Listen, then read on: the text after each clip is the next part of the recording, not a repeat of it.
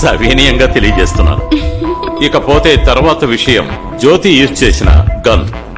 2007వ సంవత్సరం జరిగిన ఓ యాక్సిడెంట్ లో ఊటీ పోలీస్ స్టేషన్ లో ఉన్న ఒక ముఖ్యమైన కేసు ఆధారాలు, ఫైల్స్ అన్నీ కాలిపోయాయి. ఆ కేసు కూడా ఈ కోర్టులోనే జరుగుతూ ఉంది. ఈ డీటెయిల్స్ అని డీటెయిల్ గా తెలుసుకున్న మన ప్రతిపక్ష లాయరు అదొక ముఖ్యమైన అనుమానంగా అడిగారు. దాన్నే ఈ కేసుకి అనుకూలంగా మార్చాలనుకుంటున్నారు. పోలీస్ స్టేషన్ కాలిపోయింది. ఆ మిస్ అయిన డాక్యుమెంట్స్ కూడా చేర్చండి. Okay sir. వెన్నెలా, మీకేమన్నా అబ్జెక్షనా?